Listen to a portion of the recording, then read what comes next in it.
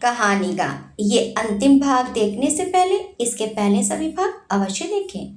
सलोनी और अरुण की शादी धूमधाम से करवाकर अभिजीत को छोड़कर सब जयपुर लौट आए। जयपुर आने के बाद आज रमा जी ने आरोही को मिलने बुलवाया था। उसकी हालत खासी खराब हो रही थी। उनका फोन आगे रहकर आना और उस पर रमा जी ने उसे विशेष रूप से अकेले में मिलने बुलवाया था। वेदांत को भी नहीं बता सकती थी। अजीब सी उथल पुथल मची हुई थी उसके दिलो दिमाग में। जाने क्या बोलेगी वो तो पहले से ही उसे पसंद नहीं करती थी। कहीं शादी से इनकार ही ना कर दे या फिर अपने पैसों की धौंस जमाते हुए उससे वेदांत की जिंदगी से बाहर निकल जाने के लिए तो नहीं कहेंगी। सिया के साथ रह रहकर उसके दिमाग में भी ऊट पटांग बातें आने लगी थी। धड़कते दिल के साथ वो रमा जी से मिलने पहुंची। किस्मत से ना वेदांत घर पर था और ना ही यशवंत जी। अब तो सच में लग रहा था कि अगर उसे वो कोई चेक वगैरह भी दे दे तो ना कोई सबूत और ना गवाह। इतने बड़े कांड के सामने आने के बाद सामान्य चीजों में भी सबको सबूत और गवाह ही नजर आ रहे थे। आरोही जब आई तो रमा जी हॉल में बैठी मैगजीन पढ़ रही थी। आरोही के आने की आहट से उन्होंने सिर उठाया। आरोही घबराई सकुचाई सी आहिस्ता आहिस्ता उनकी तरफ कदम बढ़ा रही थी। उतने में रमा जी उठ खड़ी हुई और उसे घूरते हुए बोली, मैं सास हूं तुम्हारी, होने वाला पति नहीं जिसे इतना वेट करवाया जाए। वो अर्जेंट अपॉइंटमेंट आ गई थी इसलिए थोड़ा, आरोही ने कहा तो रमा जी उसे घूरते हुए बोली, इससे मुझे वेट करवाया।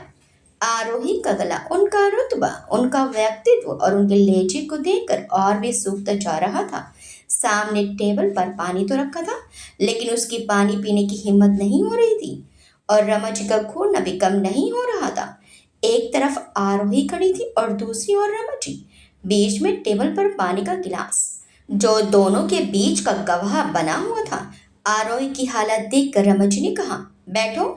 लेकिन अब भी उनके अंदाज में टशन देखकर आरोही घबरा कर बोली, जी नहीं, मैं ठीक हूँ आंटी। उसके ऐसा बोलते ही रमा जी ने उसे घूर कर देखा तो उसकी हालत और खराब हो गई। वो जोर देते हुए बोली, बैठो। अब कोई सवाल जवाब की गुंजाइश थी ही नहीं। उन्होंने बोल दिया तो उसे आदेश समझकर वो बैठ गई। रमा जी ने सामने से ग्लास उठाया और उसकी ओर बढ़ाते हुए बोली, पानी P low. It's okay aunty, मैं ठीक हूँ। उसने जैसे ही कहा रमा जी बोली, मैं अनजाने में हुई गलतियां माफ करती हूँ, बार बार जानबूझकर की गई गलतियां नहीं। आरोही हक्की बक्की से उनका चेहरा देखने लगी तो वो उसके हाथ में पानी का गिलास देते हुए बोली, माना कि पिछली मुलाकातें बहुत अच्छी नहीं रही हमारी, लेकिन हो तो तुम मेरी और इस परिवार की होने वाली बहू ही। कोई इस तरह देखेगा तो क्या कहेगा कि तुम इस घर को अब तक अपना नहीं पाई हो, या फिर मैंने तुम्हें इतना डरा कर रखा हुआ है कि तुम होने वाली बहू मुझे आंटी बुला रही हो। उनकी बात सुनकर आरोही का लगभग मुंह ही खुला रह गया। उनकी कही बात सही भी थी। आखिर उन्होंने ही उसे इतना डरा धमका कर रखा था कि वो उनके आगे कुछ बोल ही कहाँ पाई थी। लेकिन आज बोल भी तो इतनी दिलेरी से रही है जैसे सारी गलती उसी की हो। बोलो, डराती हूँ मैं तुम्हें या डरती हो तुम मुझसे? उन्होंने इतनी कड़क आवाज में पूछा कि आरोही ने डर के मारे जल्दी से ना में सिर हिला दिया। उसकी हालत देखकर रमज की हंसी बड़ी मुश्किल से रुकी, लेकिन आरोही का इस पर ध्यान ही नहीं गया। वो तो अपनी घबराहट और हड़बड़ाहट में नजरें झुकाई ही बैठी रही, लेकिन इससे ज्यादा हंसी वो रोक नहीं सकी और जोर से हंस पड़ी। आरोही ने सिर उठाकर देखा तो रमज खुलकर हंसे जा रही थी। वहीं सिया भी अंदर से निकलकर आते हुए बोली, वेरी बैड सासू माँ, इतना भी कोई डराता है? बल्कि डराकर खुद उनसे पूछ रही हैं कि क्या मैं तुम्हें डराती हूँ? Not fair. आरोही की हैरानी और बढ़ गई और सिया आकर रमज के पास खड़ी हो गई। वो हकबकाई सी दोनों को देखने लगी तो रमज बोली, तुमने तो मुझे सिया से भी ज्यादा परेशान कर दिया। मुझे बिल्कुल ही विलेन और वैप वाली सासू माँ बना दिया। आरोही आश्चर्य से बोली, मैं समझी नहीं, इधर आ। उन्होंने आरोही को बुलाया तो आरोही ने एक बार सिया की ओर देखा, जिसने दोनों हाथों से उसके लिए रास्ता बनाकर उन तक जाने का इशारा किया तो आरोही हिचकिचाते हुए आगे बढ़ी। उनके सामने आते ही उसने फिर से सिर झुका लिया। रमजी उसकी चुट्टी पकड़कर उसे ऊपर उठाते हुए बोली, इतनी भी खूंखार नहीं हूं मैं और ना ही पुराने जमाने वाली सास जिसके सामने तुम्हें हमेशा नीचे ही देखते रहना पड़े। आरोही ने अब उनके हाथ के सहारे से ऊपर निगाह उठाई तो वो बोली, हाँ पहले की बात और थी। मैं वेदांत के लिए कुछ ज्यादा ही पजेसिव थी, इसीलिए उसके लिए हर चीज में मुझे कमी ही नजर आती थी। फिर तुमसे रिश्ता जिन हालातों में जुड़ा, मुझे लगा कि मेरे बेटे की जिंदगी कहीं एडजस्टमेंट बनकर ना रह जाए, इसलिए तुम्हारे साथ मेरी इक्वेशन ज्यादा अच्छी नहीं रही। आरोही उन्हें हैरान नजरों से देख रही थी। रमज आगे बोली, लेकिन अब ऐसा नहीं है। हाँ मुझे वेदांत की पसंद पर थोड़ा कम भरोसा होता है शुरू से ही, लेकिन जब मैंने इन उथल पुथल के दौरान भी तुम्हें शांत और संयमी देखा तो लगा कि ठीक ही है ये जोड़ी भी, क्योंकि वेदांत थोड़ा ज्यादा चंचल है। ऐसे में उसे कोई समझदार लड़की ही संभाल सकती थी, और वो समझदार लड़की तुमसे बेहतर कौन होती। आरोही को अभी भी यकीन नहीं हुआ कि ये सब सच है और उसका कोई सपना नहीं। वो रमजी को अविश्वास से देखती रही, मानो अभी उसका सपना टूटेगा। सिया उसकी स्थिति देखकर बोली, सासू माँ, उन्हें यकीन नहीं हो रहा है आप पर, चिमटी काटिए। रमाजी ने उसे घुर कर देखा तो वो बोली, अरे सही में। रमाजी उसकी बात सुनकर आगे बढ़ी तो आरोही को लगा कि अब उसके हाथ या बाजू में जोरदार चिमटी उठेगी, लेकिन उम्मीद के विपरीत रमाजी ने उसे गले से लगा लिया। आरोही की हैरानी तो जैसे हर पल बढ़ती जा रही थी। उन दोनों को देखकर सिया बोली, क्या बात है सासू माँ, दिन पर दिन छा रही हो आप तो। रामाजी ने आरोही से हटकर उसकी ओर देखा और बोली, मैं विलेन नहीं हूँ, लेकिन निरूपा रॉय भी नहीं हूँ, समझी। और उन्होंने सिया के कान पकड़ लिए। आ मम्मी जी, सिया ने कहा तो रामाजी बोली, मैं डांट भी लगाना जानती हूँ। आरोही उन्हें देख कर हंस दी और रमाजी बोली, अगर ये तुम्हें भी परेशान करे तो मुझे बताना। नहीं आंटी जी, ऑफिस में तो उसकी हिम्मत नहीं होती मुझे कुछ कहने की।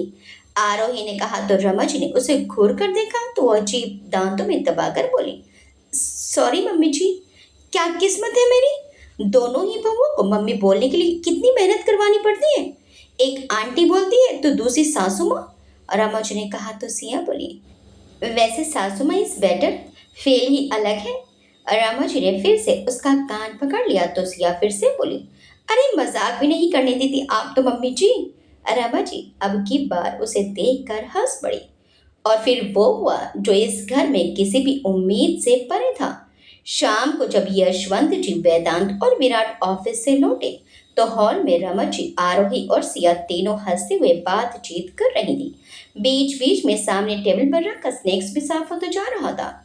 इस दृश्य को देखकर तीनों हैरान थे, लेकिन वेदांत की तो जैसे सांसें ही अटक गई थी। ये आरोही थी जो रमज के पास बैठी हंस रही थी।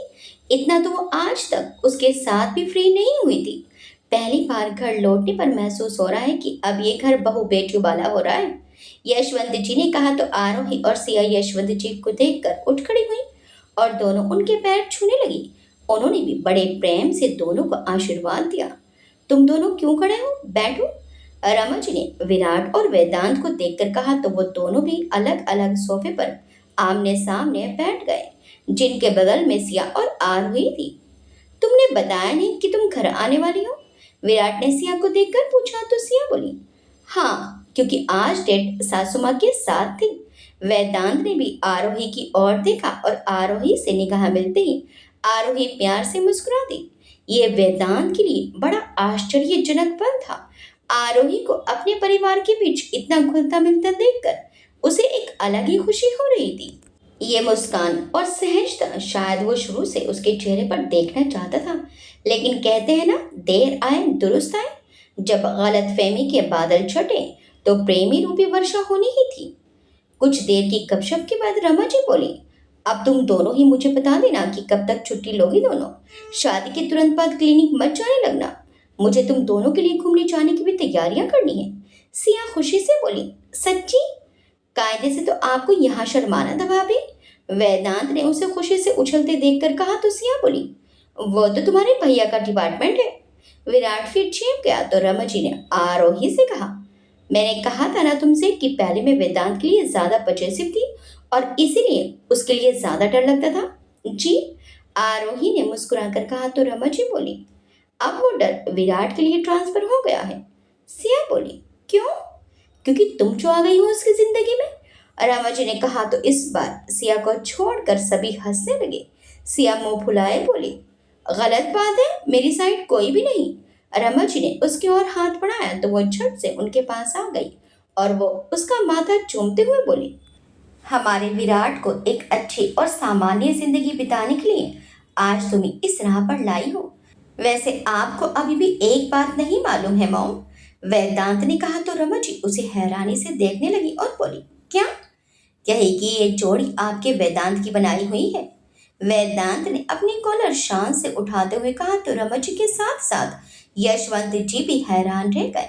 लेकिन आज जब सब सच पता चला तो विराट और सिया तो सिर झुकाए बैठे रहे, लेकिन रमा जी और यशवंत जी जरूर आश्चर्य से उन्हें देख रहे थे। मुझे तो पहले से शक था इस पर। रमा जी ने जैसे ही कहा विराट तुरंत बोल पड़ा, नहीं मॉम, उसने मेरे लिए मेरे कहने पर ही किया जो भी किया। और फिर जब प्यार भी हुआ, जिस भी रूप में हुआ हुआ तो बस सिया से ही। उसके इस इकरार पर सिया उसे हैरानी के साथ साथ आंखों में ढेर सारा प्यार लिए देखने लगी और खुद विराट भी उसे आंखों ही आंखों में विश्वास दिला रहा था। दोनों को इस तरह प्यार से देखते देखकर रमा जी वेदांत और यशवंत जी को देखकर मंद मंद मुस्कुराने लगी और कुछ पलों के बाद उठते हुए बोली, मुझे लगता है कि बच्चों को अकेले में समय देना चाहिए। उनकी बात से सिया और विराट की तंद्रा भंग हुई और दोनों झेम कर इधर उधर देखने लगे। तो यशवंत जी भी उठते हुए बोले, मुझे भी ऐसा ही लगता है। वेदांत भी उठते हुए बोला, आप लोग अपना देख लीजिए, मैं तो अकेले में समय बिताने बाहर चला। रमा जी और आरोही ने उसे हैरानी से देखा तो उसने आरोही को देखते हुए कहा, आपको इनविटेशन प्रिंट करवा कर देना पड़ेगा या व्हाट्सएप चलेगा? आरोही चेप गई और सबसे नजरें चुराने लगी। रमा जी वेदांत और सिया को डांटते हुए बोली, जाओ, लेकिन दोनों में से एक की शिकायत भी मिली तो मुझसे बचोगे नहीं। वेदांत और सिया दोनों ये सुनकर मुस्कुरा दिए और वेदांत आरोही के साथ तो विराट सिया के साथ क्वालिटी टाइम स्पेंड करने निकल पड़ा। आखिर शादी का वक्त आ ही गया था तो दोनों जोड़ों को अच्छे से समय बिताने की जरूरत तो थी ही, और उससे बेहतर समय और कब मिलता उन्हें। वेदांत आरोही के साथ एक कैफे में बैठा था। अब उनके बीच पुरानी हिचक नहीं थी, लेकिन बिल्कुल खुलापन भी अब तक नहीं साबित हुआ था। आरोही ने उसे दिल से स्वीकार कर लिया था, लेकिन अब भी वो अपनी भावनाओं को शब्दों में उसके सामने रख पाने में असक्षम थी। वेदांत उसका चेहरा और उसमें उलझन देखकर बोला, मुझसे ज्यादा कंफर्टेबल तो आप मॉम डैड के साथ थी। ऐसा लग रहा है जैसे आपकी शादी मुझसे नहीं उनसे होने वाली है। आरोही उसकी बात सुनकर चौंकी और उसकी ओर देखने लगी, जिसके चेहरे पर मनमोहक मुस्कान थी। वो बोली, ऐसी कोई बात नहीं है, आप अभी भी मुझसे अनकंफर्टेबल हैं क्या? वेदांत ने पूछा तो आरोही बोली, नहीं ऐसा मत सोचो प्लीज। वेदांत अब बिना किसी सवाल जवाब के उसका चेहरा ताकता रहा तो आरोही उससे बोली, बस मुझे समझ नहीं आता कि मैं क्या बोलूं। बस इतनी सी बात, उसने कहा और आरोही को प्यार से देखते हुए बोला, आज की शुरुआत खाने का मेन्यू चूज करने से करें। वेदांत की पहल से एक बार फिर आरोही मुस्कुरा उठी और उसके आगे मेन्यू करते हुए बोली, तुम्हारी पसंद का खाते हैं आज। वेदांत भी अब मुस्कुरा दिया और बोला, लगता है आज किस्मत मेहरबान है मुझ पे। आरोही भी मुस्कुरा कर बोली, अगर तुम्हें ऐसा लगता है तो समझो ऐसी किस्मत तुम पर मेहरबान होती रहेगी। वेदांत अपने दिल पर हाथ रखते हुए बोला, हाय। वहीं आरोही उसकी अदा पर मुस्कुराते हुए बोली, कुछ और ट्राई करना नेक्स्ट टाइम, ये ओवर हो गया। रियली? वेदांत ने पूछा तो आरोही मुस्कुराकर हामी में सिर हिलाने लगी और दोनों ही हंस पड़े। दूसरी ओर विराट सिया के साथ कार में लॉन्ग ड्राइव पर निकल पड़ा था। सिया उसे देखते हुए बोली, ये तुम कोई म्यूजिक क्यों नहीं चलाते कभी? क्योंकि तुम चुप ही नहीं रहती। म्यूजिक सुनने का मौका जब मिलेगा जब तुम चुप रहोगी। विराट ने कहा तो सिया उसे घूरते हुए बोली, मैं ज्यादा बोलती हूँ? नहीं, मैं बोलता हूँ। बोलकर विराट ने उसे देखा और फिर सामने देखकर मुस्कुराने लगा। ठीक है, जाओ, नहीं बोलूंगी मैं। सिया ने गुस्से गुस्से में बोल दिया और विराट उसे देखकर फिर मुस्कुरा दिया। वो जानता था कि अभी 5 मिनट में ही सिया बोलनी शुरू हो जाएगी। अब वो सिया को अच्छे से समझने लगा था कि जो चुप हो जाए वो सिया नहीं। 5 मिनट ही बीते थे कि सिया बोली, कुछ भी कहो, लेकिन आज तो सासू माँ ने कमाल ही कर दिया। और विराट फिर उसकी ओर देखकर मुस्कुराने लगा। क्या हुआ? सिया ने पूछा तो विराट बोला, 1 मिनट पहले तुमने कहा था कि तुम मुझसे नहीं बोलोगी। सिया अब उसे घूरते हुए बोली, तुमसे तो सच में बात नहीं करनी चाहिए। विराट फिर मुस्कुरा दिया और बोला, तुम कर ही नहीं पाओगी, ये तुम्हारी वीकनेस है। बहुत स्टडी कर ली मेरी वीकनेस, सिया ने उसे ताने में कहा। तो विराट मुस्कुरा कर बोला, कुछ चीजें तुम्हारे फील्ड में स्टडी करनी पड़ती हैं, आम लोगों को स्टडी करने की जरूरत ही नहीं पड़ती। कुछ समय साथ बिताने पर अपने आप पता चल जाती है। क्या बात है, तुम तो बातों में भी माहिर होते जा रहे हो, सिया ने कहा। तो विराट बोला, आखिर संगति किसकी है? सिया उसे प्यार से देखते हुए बोली, इम्प्रेस कर रहे हो मुझे? मुझे लगा मैं पहले ही कर चुका हूँ, विराट ने उसे देखते हुए कहा। तो सिया मुस्कुरा दी और बोली, तुम कभी कभी कुछ ऐसा बोल देते हो कि मुझे ही समझ नहीं आता कि मैं क्या बोलूं। तुम मत बोलो, जरूरी नहीं हर बात का जवाब लफ्जों से ही अदा हो। विराट ने फिर मुस्कुराकर प्यार भरी नजर उस पर डाली और सिया इस बार शर्मा गई। उसने खामोशी से अपना सिर इस बार उसके कंधे पर टिका दिया और विराट को एक बार फिर सिया की इस हरकत ने प्यार दिला दिया। शादी की तैयारियां जोरों शोरों से शुरू हो गई थी। सिया, आरोही और रिधिमा ने जमकर शॉपिंग की, लेकिन छुट्टी वाले दिन, क्योंकि शादी में वैसे ही छुट्टी हो जानी है तो पहले छुट्टी नहीं कर सकती थी। विराट, विहान और वेदांत भी उनके साथ आ जाते। पहले वो शॉपिंग करते, फिर कहीं अच्छी जगह लंच करते और फिर से शॉपिंग करते। पूरा छुट्टी का दिन शॉपिंग, खाने पीने में ही चला जाता था। दिन पंख लगाकर उड़ रहे थे और देखते ही देखते कुछ दिनों के बाद हल्दी का दिन भी आ गया। आज वेदांत, आरोही, विराट, सिया और विहान, रिधिमा की हल्दी थी। वेन्यू भी एक ही था। एक रिजॉर्ट को बुक कर लिया गया था पूरे 3 दिन के लिए और सभी गेस्ट को वहां ठहराया गया था। सिया और आरोही की मम्मी आज रमा जी के साथ बातचीत कर रही थी।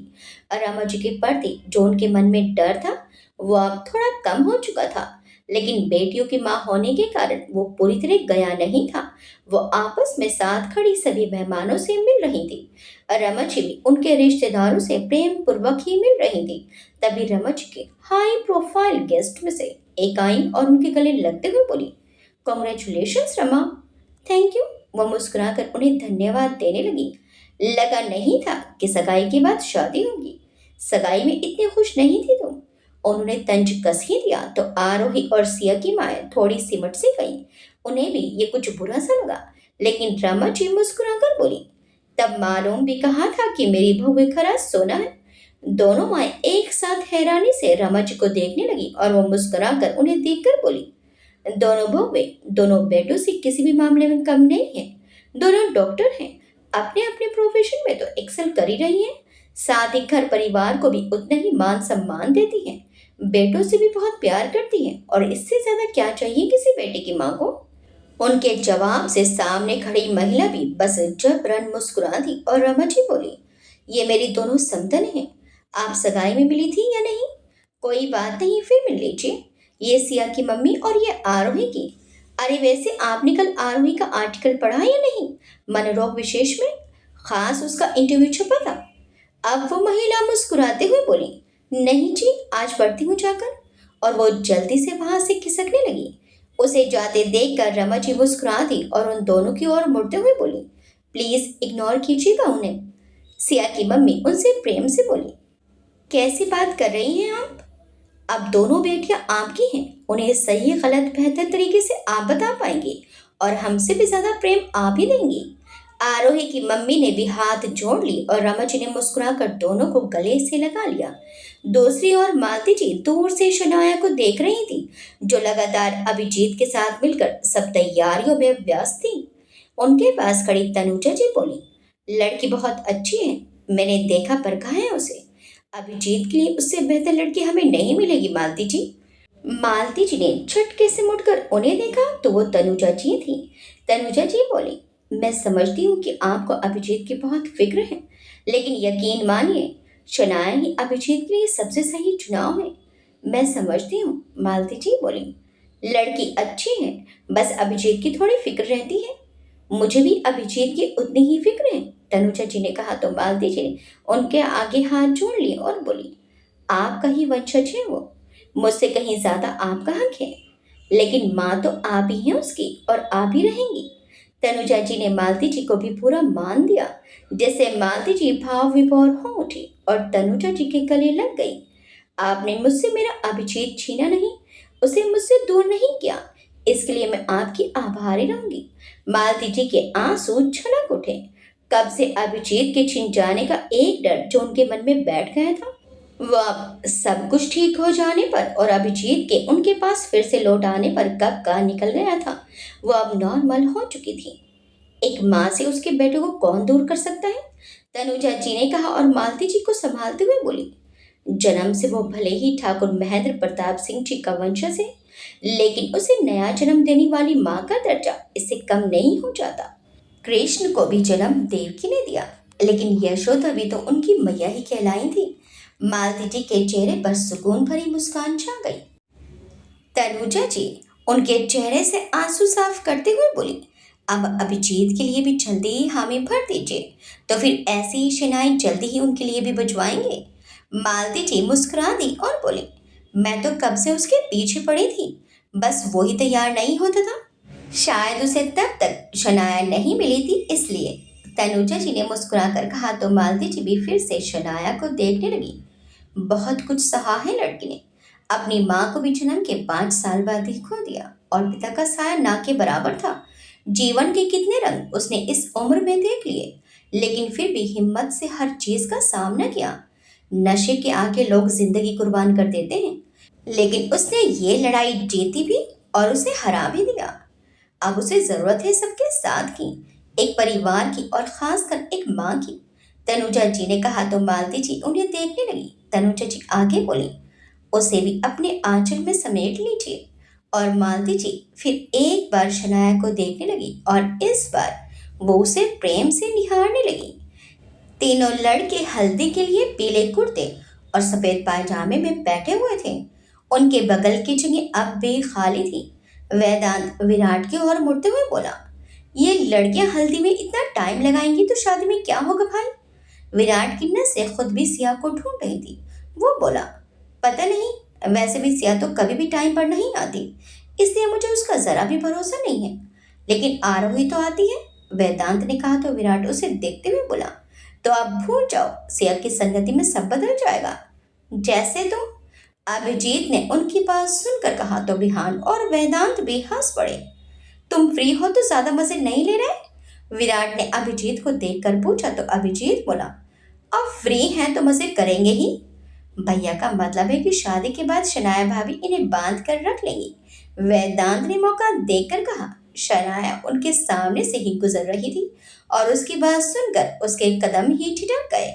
उसने हैरानी से गर्दन मोड़कर देखा तो अभिजीत सफेद कुर्ते पजामे के साथ आंखों में ग्लासेस चढ़ाए उसे ही देख रहा था। वो शनाया को एक टक देखते हुए बोला, ज्यादा नहीं बोल रहे छोटे? मैंने कहा कुछ कहा, सब तो आपने ही कहा, क्यों विहान भैया? वेदांत ने कहा तो विहान ने भी हामी भरते हुए कहा, मैंने भी सुना, मुझसे ही तो कहा था।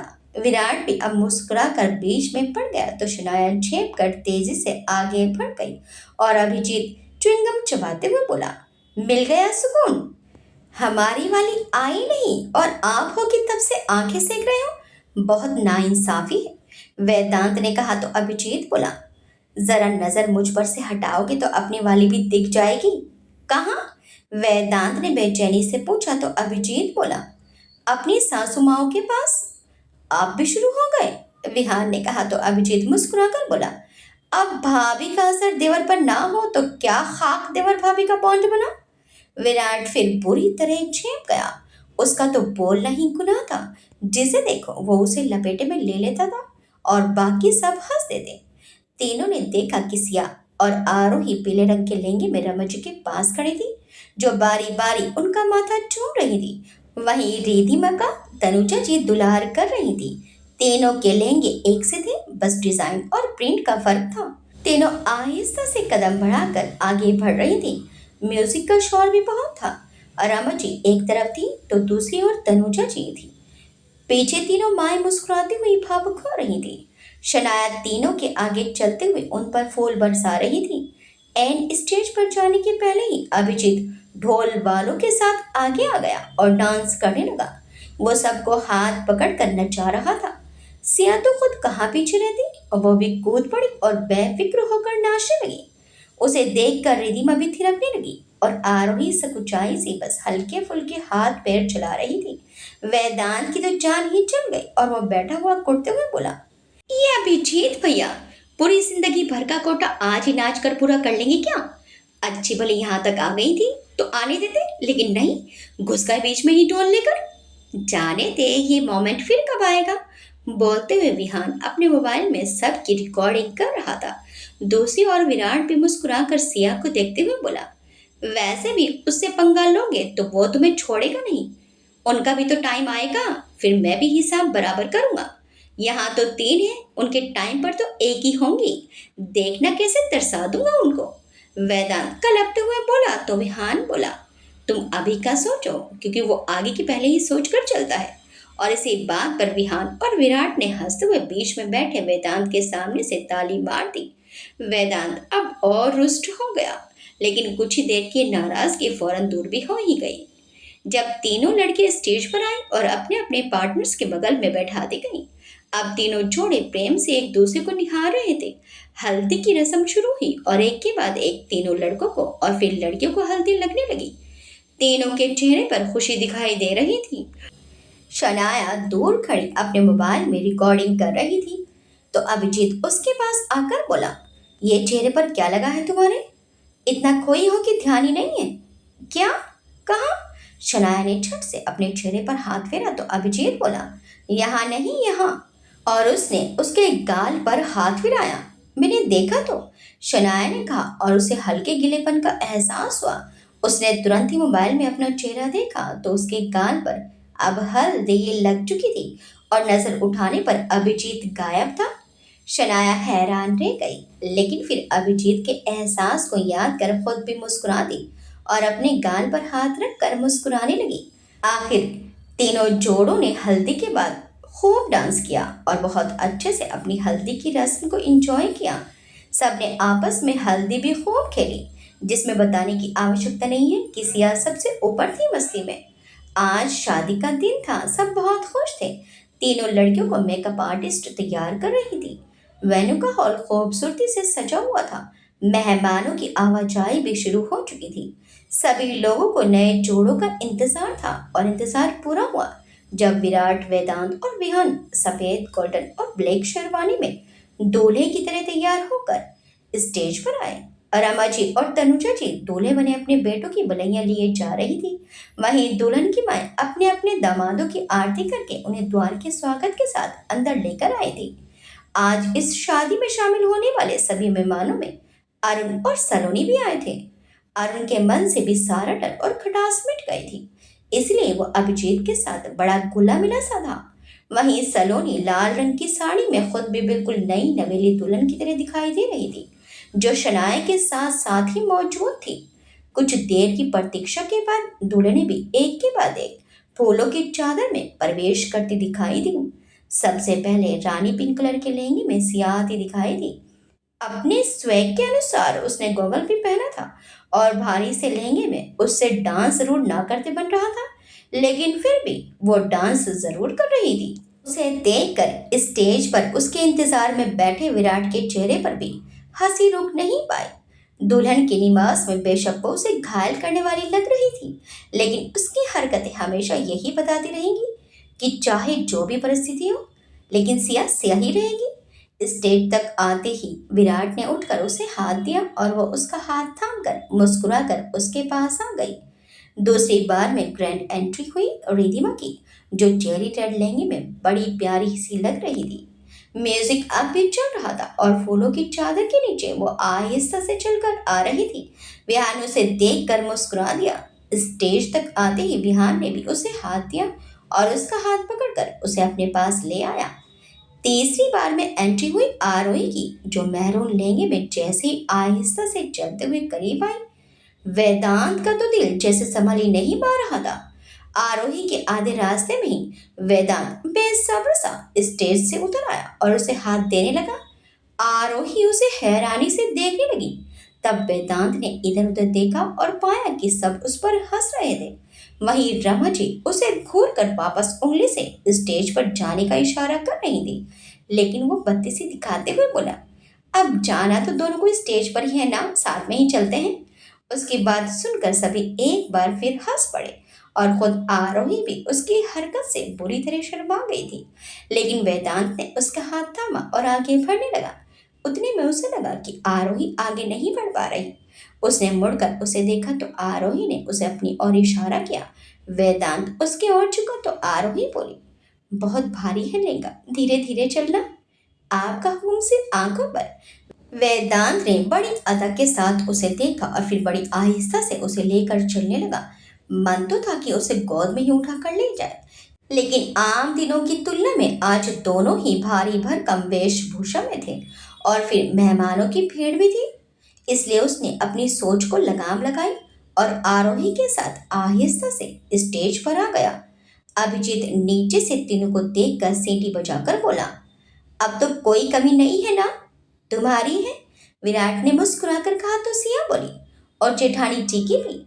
अभिजीत ने शनाया को देखा जो पर्पल कलर के लहंगे में बड़ी खूबसूरत दिखाई दे रही थी और अभिजीत और बाकी सबकी टिप्पणियों में बड़ी शर्म सी महसूस कर रही थी। अभिजीत उसे देखकर बोला, जेठानी का स्वागत करने के लिए पहले आप तो आ जाओ, फिर उसका स्वागत करके उसे भी ले जाना। भाभी जी, सब हंसने लगे। आखिर अभिजीत और सिया की नोक झोंक उनकी पहली मुलाकात से लेकर आज शादी के दिन तक कायम थी। एक के बाद एक मेहमान स्टेज पर जाते रहे और सभी वर वधु को अपना आशीर्वाद देकर आते रहे। रात में तीनों जोड़ों के फेरे संपन्न हुए और विराट ने सिया की, विहान ने रिधिमा की और वेदांत ने आरोही की मांग भरकर उन्हें मंगल सूत्र पहनाकर सदा के लिए अपनी अपनी अर्धांगिनी बना लिया। शनाया जो एक एक रीति रिवाज बड़े ध्यान से देख रही थी, उसकी आंखें खुशियों से छलछला गई और अचानक ही उसे अपने हाथों में किसी की गर्माहट महसूस हुई। उसने अपने बगल में देखा तो अभिजीत का हाथ उसके हाथ में था। वो हैरानी से उसे देख रही थी, लेकिन अभिजीत ने आहिस्ता से उसके आंसू पोंछ दिए और बोला, जल्दी ही इन खुशियों पर तुम्हारा भी हक होने वाला है। शनाया नम आंखों से भी मुस्कुरा दी और अभिजीत के कंधे पर उसने अपना सिर टिका लिया। तनुजा जी ने शादी के बाद अपने घर में विहान और रिधिमा का स्वागत किया। वहीं रमा जी ने अपने घर में विराट, सिया और वेदांत आरोही का। कुछ रस्मों के बाद तीनों जोड़ों को उनके कमरों में भेज दिया गया। सिया दुल्हन बनी अपने कमरे में बैठी थी। विराट के कमरे में आते ही वो सिमट कर बैठ गई। विराट के चेहरे पर मुस्कान छा गई। वो आहिस्ता से आकर उसके पास बैठा तो कुछ देर दोनों ही खामोश रही, लेकिन आदत से मजबूर सिया कुछ देर में बोल पड़ी, तुम सो गए क्या? विराट उसकी बात सुनकर चौंक गया और बोला, अरे आज कैसे कोई सो सकता है? अब इतनी देर से कुछ बोल नहीं रहे और हिलडुल भी नहीं रहे तो लग रहा था कि सो नहीं गए।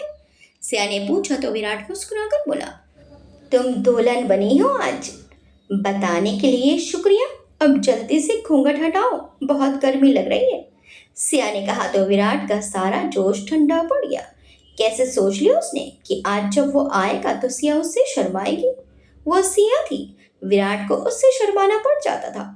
उसने आहिस्ता से घूंघट हटाया तो सिया गहरी सांस लेकर बोली, थैंक गॉड। ज्यादा देर इस घूंघट में रहती तो घबराहट और गर्मी के कारण तबीयत खराब हो जाती मेरी तो। लेकिन विराट उसे एक टक देख रहा था। दुल्हन के लिबास में, पूरे श्रृंगार में वो उसके सामने बैठी थी। तो क्या हुआ कि बहुत बोलना उसकी आदत में था, लेकिन अभी भी बोलते वक्त उसकी बड़ी सी नथ जो उसके होंठों से टकरा रही थी, कितनी प्यारी लग रही थी। सिया जो कब से कुछ कुछ कह रही थी, वो विराट को खोया देखकर बोली, मैं इतनी देर से बोल रही हूँ, तुम खोए कहाँ हो? तुम में? विराट ने मदहोशी में कहा तो सिया अब एकदम ठंडी पड़ गई और उसने विराट की बहकी नजरों को देखा। बहुत कुछ आज अल्फाज नहीं, एहसास कह रहे थे, जिसे देखकर सिया भी शर्माने पर मजबूर हो गई और उसकी नजरें झुक गई। विराट से भी और सब्र नहीं हुआ और उसने आगे बढ़कर सिया के अधरों पर बेसब्र और प्रेम से लबरेज अधर रख दिए। सिया गहरी सांसों के साथ आंखें मूंदी बैठी रही तो विराट उसे देखकर बोला, पहली बार भी तुम इसी तरह खामोश और घबरा गई थी और आज भी। सिया ने आहिस्ता से अपनी आंखें खोली और विराट को देखा तो विराट के चेहरे पर सौम्य सी मुस्कान देखकर वह खुद भी मुस्कुरा दी और बोली, क्योंकि तुम्हारे करीब आकर हमेशा ही एक अलग सा एहसास होता है। उसकी बात सुनकर विराट और भी ज्यादा प्रेमाभूत हो गया और उसे गले लगाते हुए बोला, I love you Siya, I really love you, I love you too Virat. Siya ने भी आहिस्ता से अपना प्यार दोबारा कबूल किया और फिर प्रेम में डूबने का सफर एक बार फिर अपनी गति से शुरू हुआ जब विराट के हाथों ने सिया के शरीर को गहनों से मुक्त किया। आहिस्ता आहिस्ता दोनों प्रेम के एक अलग रंग में डूबने लगे और आज अपने प्रेम को परिपूर्ण करके दोनों आज दो से एक हो गए। आरोही भी वेदांत की प्रतीक्षा में कमरे में बैठी हुई थी। घबराहट के मारे उसकी हथेलियों में पसीना आने लगा था जिसे वो कितना भी पोंछती लेकिन फिर वो बह आता। थोड़ी देर बाद उसका शरीर गर्मी में भी ठंडा पड़ने लगा जब दरवाजे की आहट हुई और घूंघट की आड़ से ही उसे वेदांत अंदर आते दिखा। धड़कनें तो बढ़ ही चुकी थी लेकिन दरवाजे की चटखनी बंद होने के साथ उसकी गति भी अनियंत्रित सी होने लगी थी। वेदांत उसके करीब बैठा ही था कि आरोही खुद ही थोड़ी पीछे खिसक गई। उसकी इस हरकत से वेदांत कुछ पल उसे ठिठक कर देखता रह गया और फिर एक मुस्कान उसके चेहरे पर स्थापित हो गई। उसने आरोही की ओर झुकते हुए कहा, आप इतना घबरा रही हैं जैसे आप दुल्हन बनकर नहीं बल्कि होस्टेज बनकर मेरे साथ आई हैं। उसकी बात सुनकर आरोही स्तब्ध रह गई। कहाँ तो उसे लगा था कि वेदांत बेसब्र हो जाएगा, वहीं वो तो उसके साथ हंसी मजाक कर रहा था। आरोही कुछ नहीं बोली तो वेदांत ने कहा, आप कंफर्टेबल हो जाइए, पहले चाहे तो चेंज कर लीजिए। उसकी बात सुनकर आरोही बोली, घूंघट मैं उठाऊं? वेदांत ने उसकी ओर देखकर पूछा तो आरोही ने आहिस्ता से घूंघट में ही सिर हिला दिया और वेदांत ने मुस्कुराकर उसका घूंघट उठा दिया। जिसका उसे डर था वही हुआ। आरोही को देखने के बाद उसे लगा जैसे वो किसी परिलोक में आ चुका था। लोगों की भीड़ में वो अलग और एक कमरे में जब दोनों मौजूद थे वहां एक अलग ही एहसास में उसे डुबो दे रही थी। आरोही झिझक कर फिर नजरें झुकाने लगी जिससे वेदांत होश में आया और उससे बोला, आप चेंज कर लीजिए। आरोही ने आहिस्ता से सिर हिलाया और वेदांत उठते हुए बोला, मैं वॉशरूम में हूँ, आपको दिक्कत होगी इसलिए आप यहीं चेंज कर लीजिए। वेदांत बिना पीछे मुड़े वॉशरूम में चला गया। वहीं आरोही उसके पेशेंस को देखकर हैरान थी। इतनी समझदारी उसमें थी जो शायद वो अपनी उम्र की जीवन साथी से भी उम्मीद नहीं कर पाती। वेदांत ने जानबूझकर वॉशरूम में ज्यादा देर लगाई जिससे आरोही बिना किसी दिक्कत के कपड़े बदल ले। जब तक वो आया तब तक आरोही ने जैसे तैसे कपड़े तो बदल लिए थे लेकिन ज्वेलरी अब भी कुछ कुछ उसे परेशान कर रही थी। वेदांत उसके पास आकर बोला, मैं आई हेल्प? आरोही ने एक नजर उसे देखा जो बिल्कुल सामान्य दिख रहा था। टी शर्ट और लॉन में वो एकदम फ्रेश दिखाई दे रहा था। उसने आहिस्ता से गर्दन हिलाई और वेदांत ने उसकी मदद करते हुए उसकी ज्वेलरी निकाल दी। आखिर आरोही भी अब कंफर्टेबल हो गई तो वेदांत बोला, आप कुछ पिएंगी? आरोही ने उसे हैरानी से देखकर कहा, इस टाइम बाहर तो सब सो गए होंगे। वेदांत मुस्कुराकर अपने कमरे में कोने में मौजूद मिनी फ्रिज की ओर बढ़ गया। उसने उसमें से एक कोल्ड ड्रिंक की बोतल निकालते हुए कहा, कुछ चीजें मैं हमेशा अपने पास रखता हूँ। आरोही उसे देखकर बोली, हेल्थ के लिए अच्छी नहीं है। वेदांत वहीं रुकते हुए बोला, मैं कैसे भूल गया कि मेरी शादी एक डॉक्टर से हुई है। और वो उल्टे कदम चलकर फ्रिज की ओर आया और एक जूस की बोतल निकालते हुए बोला, अब ठीक है। आरोही मुस्कुरा दी और वेदांत 2 ग्लास और बोतल लेकर उसके पास आया। दोनों ग्लास में जूस निकालते हुए बोला, आपको गर्मी तो नहीं लग रही? आरोही ने धीरे से हामी में गर्दन हिलाई तो वेदांत ने एसी का तापमान भी सेट कर दिया और एक ग्लास जूस उसे देते हुए बोला, अब ठीक लगेगा। आरोही ने भी जूस का ग्लास लिया लेकिन उसके पीने से पहले ही वेदांत बोला, रुकिए। आरोही उसे देखने लगी तो वेदांत ने अपना ग्लास उसकी ओर बढ़ाते हुए कहा, शादी हुई है हमारी आज, इसी के नाम आज ही जाओ। आरोही हंसते हुए बोली, लेकिन ये तो जूस है। अब कोल्ड ड्रिंक के लिए मना कर दिया और अल्कोहल तो वैसे भी आप पीती नहीं। चलिए इसी से सेलिब्रेट करते हैं आज। वेदांत ने कहा और अपना ग्लास उठा लिया। आरोही भी उसकी बात सुनकर हंस पड़ी और उसके ग्लास से ग्लास टकराते हुए बोली, चीयर्स। थोड़ी देर दोनों बात करते रहे। वेदांत उसे लगातार शादी में हुए किस्से सुनाकर हंसाता रहा और आरोही भी उसके साथ सहज होती रही। आरोही की आंखें थोड़ी उन्नीदी होने लगी तो वेदांत उठते हुए एक तकिया लेने लगा और बोला, आप आराम से सो जाइए। तुम कहाँ जा रहे हो? उसने पूछा तो वेदांत बोला, कहीं नहीं, यहीं सामने हूँ। पर तुम वहां सो क्यों रहे हो? आरोही ने आश्चर्य से पूछा तो वेदांत भी हैरानी से बोला, आपको कुछ प्रॉब्लम नहीं है? आरोही गहरी सांस लेकर बोली, हेसिटेशन जरूर हो रहा था और जिस तरह से हमारा रिश्ता शुरू हुआ है उसमें एकदम से, मेरा मतलब है, मतलब आपको टाइम चाहिए। वेदांत ने मुस्कुराकर सहजता से कहा तो आरोही उसे एकटक देखने लगी और आहिस्ता से हामी में गर्दन हिलाने लगी। मैं बस आपको अनकंफर्टेबल नहीं करना चाहता, वेदांत ने कहा तो आरोही बोली, तुम यहाँ सो सकते हो वेदांत, बस मुझे कुछ वक्त। आपकी मर्जी के बिना कुछ नहीं होगा, आई प्रॉमिस, वेदांत ने मुस्कुराकर कहा और आरोही खुद आगे बढ़कर उसके गले से लग गई। वेदांत हैरानी से उसे देखने लगा और कुछ पल बाद जब वो संभला तो उसने भी हाथ बढ़ाकर आरोही को अपनी आगोश में भर लिया। अगले दिन दोनों की रसोई की रस्म हुई। शनाया और अभिजीत भी वहीं पर थे। मालती जी सलोनी और अरुण के साथ चली गई थी। अभिजीत अगले दिन जाने वाला था। आरोही और सिया ने मिलकर पूरा खाना बनाया और शनाया ने भी उनकी हेल्प की। वो भी अब सरिता जी से थोड़ा खाना बनाना सीख गई थी। सब लोग डाइनिंग टेबल पर बैठे थे। यशवंत जी अपना भरा पूरा घर देखकर बहुत खुश थे। एक वो दिन था जब बिना बच्चों के इस घर का सूनापन उन्हें काटने को दौड़ता था और आज इस घर में दो बेटे बहुओं से घर की रौनक देखते ही बन रही है। आज ये हवेली वास्तव में हवेली लग रही थी। खाना सबको बहुत पसंद आया। यशवंत जी ने दोनों बहुओं को डायमंड के सेट दिए और रमा जी ने दोनों को डायमंड के कंगन दिए। रमा जी ने दोनों बेटों और बहुओं को घूमने भेजने का सारा इंतजाम पहले ही कर दिया था। विराट और सिया को स्विट्जरलैंड तो वेदांत और आरोही को दुबई की टिकट। जब रमा जी ने थमाई तो सिया और वेदांत तो खुशी से उछल पड़े। विराट और आरोही बस मुस्कुरा कर रह गए। सिया बोली, सासू माँ, जैसे आज आप प्यार लुटा रही हैं हमेशा ऐसे ही लुटाएंगी ना, बदल तो नहीं जाएंगी? रमा जी बोली, कोई इस लड़की को समझाओ कि आज इसका ससुराल में पहला दिन है। एक काम करो, घूमना कैंसिल, कल से दोनों क्लिनिक जाओगी।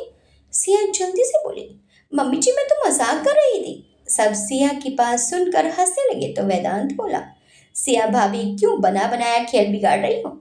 आपके चक्कर में हम भी पिस जाएंगे। वेदांत की बात सुनकर आरोही बस शर्मा कर रह गई पर अभिजीत बोला, आंटी आप सही कह रही हैं, इनका प्रोग्राम कैंसिल कर दीजिए। सिया और वेदांत का मुंह खुला का खुला रह गया।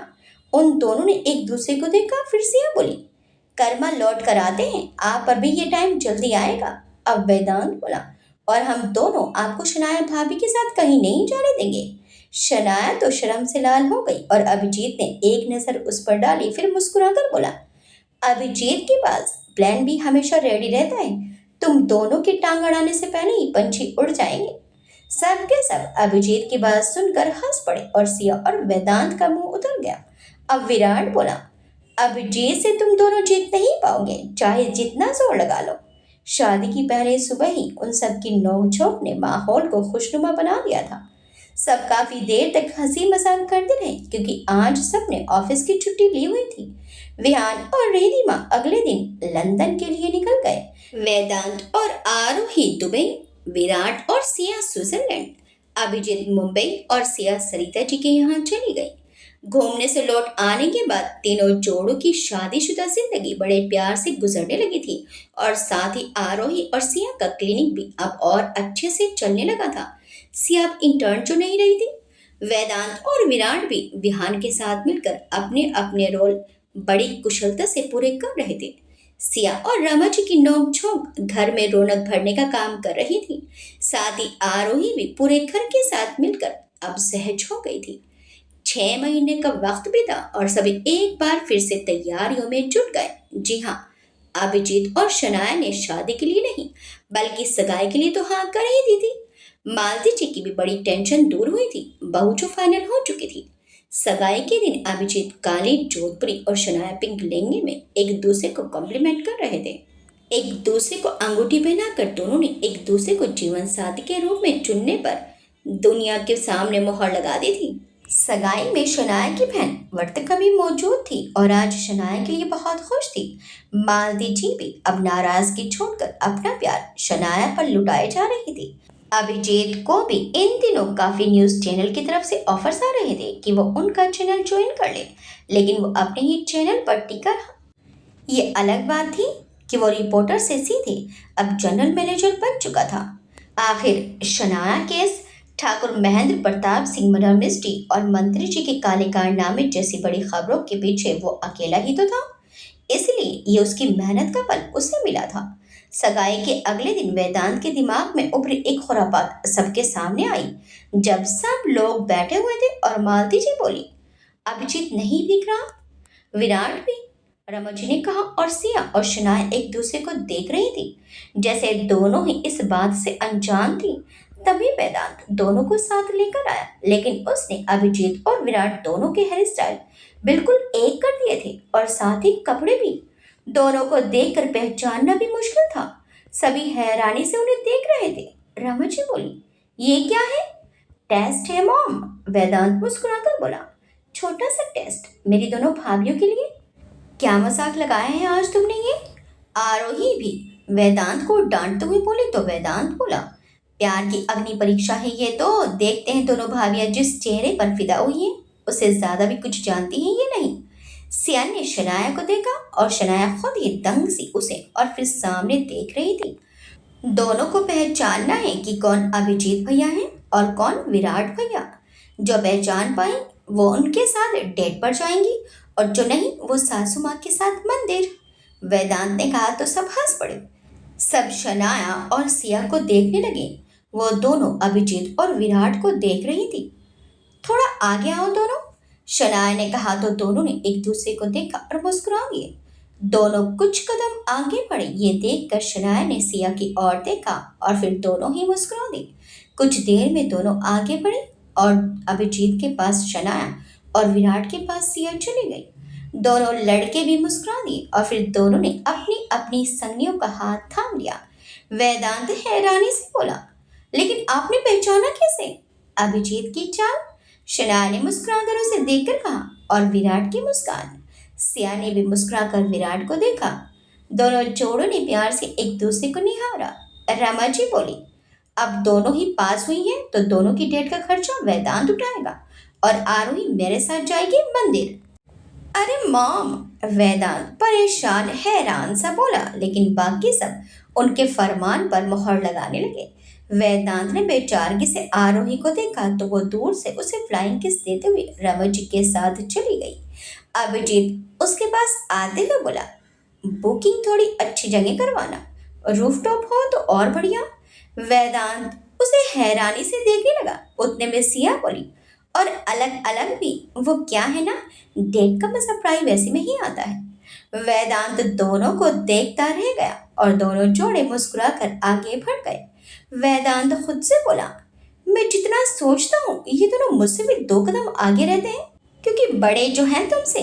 यशवंत जी ने कहा और मुस्कुराकर वो भी आगे बढ़ गए। वेदांत बोला, अरे कोई तो मेरी साइड रहो। लेकिन सब अपनी अपनी दिशा में बढ़ गए और वेदांत अकेला रह गया। वो खुद से बोला, इन दोनों से दूर रहना ही ठीक है।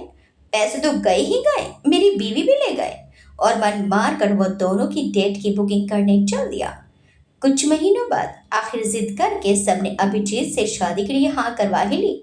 फिर से सब शादी की तैयारियों में लग गए। अभिजीत का अब जल्दी से खुद का चैनल लॉन्च करने का प्रोग्राम था, लेकिन उससे पहले सबने शादी के लिए शोर मचा दिया। शनाया रिहैब सेंटर में केवल 3 महीने ही रही थी। अब वो सरिता जी के पास उनके घर ही रहती थी। वो शनाया को बिल्कुल अपनी सगी बेटी की तरह प्यार करती थी। सिया और शनाया में वैसे तो देवरानी जेठानी का रिश्ता बनने वाला था, पर वो दोनों दिल से दोस्त और बहन दोनों बन चुकी थी। कैलाश जी भी शनाया को अपनी बेटी मानते थे। सिया की शादी के बाद घर खाली सा हो गया था, लेकिन शनाया की वजह से सरिता जी को ज्यादा खालीपन महसूस नहीं हुआ। सिया की विदाई पर रोई तो वो बहुत थी, लेकिन शनाया की वजह से जल्दी ही संभल गई। लेकिन अब शनाया की शादी की जहाँ उन्हें बेइंतहा खुशी थी, वहीं घर सूना हो जाने की पीड़ा भी कई बार उनकी आंखें भिगो जाती थी, क्योंकि शनाया से उन्हें अब बहुत लगाव जो हो गया था। आखिर शादी का दिन भी आ गया। अभिजीत की शादी जयपुर में ही हो रही थी। अभिजीत के कलीग और बॉस भी उसकी शादी में आए हुए थे। अभिजीत की बारात निकली। सिया और वेदांत नाचने में सबसे आगे थे। दोनों ने मिलकर शादी में रंग जमा दिया था। विराट और विहान भी नाच रहे थे, पर वेदांत और सिया का मुकाबला नहीं कर पाए। आरोही तो बस पहले के जैसे हल्के हाथ पैर चला रही थी। सलोनी माँ बनने वाली थी, तो अरुण उसका खास ख्याल रख रहा था। आखिर बारात पहुंच गई और सरिता जी ने अभिजीत का तिलक करके आरती की और फिर सब अंदर चले गए। अभिजीत शनाया का बेसब्री से इंतजार कर रहा था। वो उसकी एक झलक के लिए तरस रहा था। तो अब वेदांत ने अपना बदला पूरा करना चाहा। वेदांत अभिजीत के पास बैठते हुए बोला, भाई, अभी तो भाभी को आने में 1 घंटा और लगेगा। उस मेकअप आर्टिस्ट ने जो हेयर स्टाइल बनाया वो किसी को पसंद नहीं आया, अब चेंज करके दूसरा बना रही है। ये सुनकर अभिजीत का माथा गर्म हो गया और वो बोला, किस बेवकूफ मेकअप आर्टिस्ट को हायर कर लिया। वेदांत को अभिजीत का खींचना बड़ा अच्छा लग रहा था, पर अभिजीत तो अभिजीत ठहरा। उसने आरोही को कॉल लगा दिया। उसे कुछ कहने से पहले ही सिया ने आरोही का फोन छीन लिया और बोली, क्यों जेठ सी, वेट नहीं हो रहा, बस 5 मिनट में आ रहे हैं। ये सुनकर अभिजीत के चेहरे पर मुस्कान आ गई और वेदांत का अभिजीत को छेड़ने का प्रोग्राम फ्लॉप हो गया। उसने आरोही को इसलिए फोन किया था कि अगर वो सिया को फोन करता तो वो भी उसे छेड़ने से बाज नहीं आती। अब बेचारी आरोही भोली भाली वो क्या अभिजीत को छेड़ती। वो तो अभिजीत जो पूछता वही जवाब देती। अभिजीत ने फोन रखकर वेदांत को एक स्माइल के साथ देखा तो वेदांत खींचकर बोला, मेरा एक भी प्लान कामयाब होने दोगे कि नहीं। बच्चे को बदला लेने का एक मौका तो मिलना ही चाहिए। अभिजीत मुस्कुराकर बोला, छोटे, अब की बार जरा अच्छे से तैयारी करना। प्लानिंग करने से पहले अपनी पत्नी और भाभी को साथ मिला लेते तो बात बन जाती। अभिजीत को फंसाने के लिए थोड़ा दिमाग तो लगाना था ना। कोई बात नहीं छोटे, सीख जाओगे धीरे धीरे। वेदांत का मुंह लटक गया। विराट और विहान दोनों ताली मार कर हंस दिए। कुछ ही देर में शनाया सुर्ख लाल रंग का शादी का जोड़ा पहने, हैवी ज्वेलरी, डार्क लाल लिपस्टिक, आंखों में काजल, माथे पर बिंदिया, हाथों में मेहंदी और होठों पर नजाकत से भरी मुस्कान सजाए धीरे धीरे चली आ रही थी। वो आज गजब की खूबसूरत लग रही थी। आरोही और सिया उसके साथ आ रही थी। अभिजीत की नजर जैसे ही शनाया पर गई, उसका दिल बहुत तेजी से धड़कने लगा। वो पलक तक झपकाना भूल गया। वेदांत को एक मौका और मिला और वो झट से अभिजीत के आगे आकर खड़ा हो गया। अब अभिजीत को शनाया नजर नहीं आ रही थी। उसने वेदांत को हटाना चाहा, पर वो नहीं हटा। अभिजीत तो अभिजीत था। वो झट से पीछे से आया और वेदांत के आगे आ गया। तब तक शनाया भी स्टेज के करीब आ गई थी। अभिजीत ने पीछे वेदांत को एक स्माइल दी और झट से आगे जाकर शनाया का हाथ पकड़कर ऊपर स्टेज पर ले आया। वेदांत का अभिजीत को परेशान करने का मौका फिर से हाथ से फिसल गया। उसने गहरी सांस ली और खुद से बोला, वेदांत बेटा, तेरा कुछ नहीं हो सकता। विराट ने उसके कंधे पर हाथ रखा और बोला, क्योंकि वो विराट नहीं अभिजीत है। फिर दूसरे कंधे पर विहान ने हाथ रखा और बोला, बेटा, उसे परेशान करने का अरमान दिल से निकाल दे। वेदांत बोला, लगता है आप दोनों सही कह रहे हो, अब हार मान लेनी ही चाहिए। सिया जो वहां आ गई थी और उनकी बात सुन ली थी, वो बोली, अरे, भाभी के होते हुए देवर जी हार मान ले, ये तो घोर अपमान हुआ। अभी तो बहुत मौके आएंगे प्यारे देवर जी, चिंता मत करो। वेदांत खुश होकर बोला, ये है ना मेरी अच्छी डेयरिंग भाभी, ना कि आप लोगों की तरह कि मेरा साथ देने की बजाय और टांग खींच रहे हो। विराट और विहान दोनों ने नाम से मिलाया कि इनका कुछ नहीं हो सकता। शनाया खड़ी थी और उसके बगल में था अभिजीत। आखिर शनाया को उसकी सच्ची मोहब्बत मिल गई थी और ये इतना आसान भी नहीं था। बस किस्मत उस पर मेहरबान हो गई जो इतना सब कुछ होने के बाद उसे अभिजीत जैसा जीवन साथी मिल गया। मालती जी तो आज बहुत खुश थी। आखिर उनका अभिजीत की शादी करने का सपना जो आज पूरा होने जा रहा था।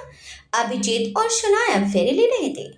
विराट सिया के साथ, वेदांत आरोही के साथ, विहान रितिमा के साथ और अरुण सलोनी के साथ।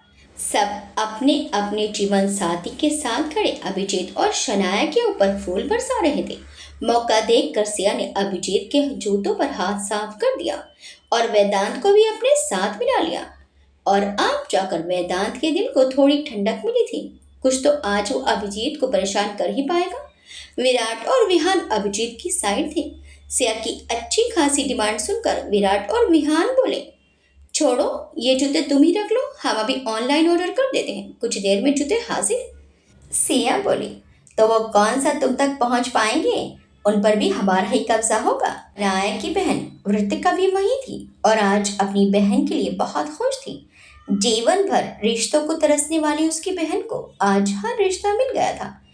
सिया के रूप में एक प्यारी सी बहन के साथ एक प्यारी सी देवरानी भी। अभिजीत मुस्कुराकर बोला, चलो कोई बात नहीं, अब मेरी पत्नी की बहन बनकर कुछ मांग रही हो तो तुम भी क्या याद रखोगी। और उसने पॉकेट से निकालकर रकम उसके हाथ पर रख दी। सिया तो खुशी से उछल पड़ी। वेदांत बोला, साली पर बड़ा प्यार उमड़ रहा है, लेकिन जब ये भाभी बनकर दुआ नहीं मांगेगी ना, तब भी इतना ही बड़ा दिल रखना। अभिजीत ने एक टेढ़ी स्माइल दी और बोला, अब धर्म पत्नी के लिए इतनी कुर्बानी तो देनी ही पड़ेगी। ये सुनकर सब हंस पड़े। फिर हुआ भी वही। सिया ने अच्छा खासा नेग लेकर ही शनाया को अभिजीत के रूम में जाने दिया। शनाया जब अंदर आई तो उसका दिल जोर से धड़क उठा। पूरा कमरा फूलों और लाइट से सजा हुआ था। वो धीरे धीरे अंदर आई और धड़कते दिल के साथ बेड पर बैठ गई। कुछ समय बाद अभिजीत भी वेदांत से पीछा छुड़ाकर अंदर आ गया। अभिजीत के आने की आहट से उसका दिल जोर जोर से धड़कने लगा और वो खुद में ही सिमट गई। अभिजीत उसके पास आया और पास में बैठकर उसका घूंघट उठाया। शनाया की आंखें बंद थीं। उसके खूबसूरत चेहरे को देखकर आज उसका दिल भी बगावत पर उतर आया था। उसने शनाया का हाथ पकड़ा तो उसका हाथ पसीने से भीगा हुआ था। उसने धीरे से उसका चेहरा ऊपर उठाया और बोला, शनाया, आंखें खोलो। शनाया ने आंखें खोली तो अभिजीत की आंखों से जा टकराई। अभिजीत ने आंखों ही आंखों में उससे इजाजत मांगी तो शनाया की आंखों में भी उसे समर्पण के भाव नजर आए। जो चाहत अभिजीत के दिल में थी वही चाहत उसे शनाया की आंखों में भी नजर आई। अभिजीत धीरे धीरे शनाया के करीब आया और शनाया की आंखें फिर से बंद हो गई और वो दोनों एक हसीन दुनिया में खो गए। अगले दिन ही दोनों घूमने निकल गए। लौटकर आने के बाद अभिजीत ने अपना चैनल लॉन्च कर लिया और कुछ ही समय में उसका चैनल टॉप 10 में शामिल हो गया। सलोनी ने एक प्यारे से बेटी को जन्म दिया। अरुण और सलोनी ने मिलकर सार्थक के लिए अच्छी सी लड़की ढूंढकर उसकी शादी करवा दी थी। अब वो भी अकेला नहीं था। आरोही, सिया, शनाया और रिधिमा चारों प्रेग्नेंट थी और सबसे खास बात यह थी कि अभिजीत और विराट को जुड़वा बच्चे होने वाले थे और सबकी डिलीवरी में एक एक महीने का डिफरेंस था। सबसे पहले रिधिमा ने एक बेटी को जन्म दिया, फिर सिया ने दो जुड़वा बच्चों को, एक बेटा और एक बेटी को जन्म दिया। फिर आरोही ने एक बेटे को जन्म दिया और सबसे लास्ट में शनाया ने दो जुड़वा बेटों को जन्म दिया। चारों ओर खुशियां ही खुशियां थी। सब बहुत खुश थे और ये तय किया गया कि सारे बच्चों का नामकरण संस्कार एक ही दिन किया जाएगा और उस दिन बहुत बड़ा फंक्शन भी रखा जाएगा। एक बड़े से समारोह में सारे बच्चों का नामकरण संस्कार हुआ। इस पूरे दिन भंडारे का इंतजाम भी किया गया था और साथ ही गरीबों में कपड़े भी बांटे गए। यशवंत जी बहुत खुश थे। उनका भरा पूरा परिवार था। रमा जी तो एक अलग ही स्वैग में थी। चारों बहुओं पर जमकर लाड लुटाती और अब बच्चों को लेकर बहुत पजेसिव हो गई थी। वो सारे नौकरों पर पूरी निगाह रखती थी। किसी भी नौकर को घर में फालतू बातें करने की सख्त मनाही थी। वो नहीं चाहती थी कि जो इस घर में विराट और उनके साथ हुआ वो किसी और के साथ हो। वो अब किसी भी नौकर को यह मौका नहीं देना चाहती थी। मालती जी भी बहुत खुश थी। औलाद ना होकर भी अभिजीत के रूप में उन्हें औलाद मिली और अब वो दो पोतों वाली हो गई थी। शनाया को भी उन्होंने खुले दिल से अपनाया और उस पर भी अपनी भरपूर ममता लुटाई। तनुजा जी भी खुश थी। उन्हें यशवंत जी और रमा जी के रूप में अपने भाई और भाभी जो मिल गए थे। और अब पोते ने आकर उनके जीवन के खालीपन को भी भर दिया था। सरोज काकी जेल चली गई थी और कुछ समय बाद छूटने वाली थी। विराट ने उनके लिए एक अलग से घर बनवा दिया था और जब तक वो जीवित रहेंगी तब तक उनके खर्च के पैसे हर महीने उनके अकाउंट में डालने का सारा बंदोबस्त कर दिया था। काकी अपना विश्वास खो चुकी थी और अब घर में बच्चे भी थे तो उन्हें घर पर रखना अब किसी को मंजूर नहीं था। सरिता जी और कैलाश जी भी बहुत खुश थे। 3 नाती और एक नातिन जो आ गई थी उनकी जिंदगी में। शनाया को जब भी मायके की याद आती तो वो हमेशा सरिता जी के घर आ जाया करती थी और इस तरह सब हंसी खुशी अपना जीवन व्यतीत करने लगे। आपको ये कहानी कैसी लगी हमें कमेंट्स करके जरूर बताइएगा। वीडियो अच्छी लगी तो वीडियो को लाइक शेयर सब्सक्राइब करना मत भूलिएगा। मिलते हैं एक प्यारी सी खूबसूरत सी नई कहानी के साथ। Till then bye bye.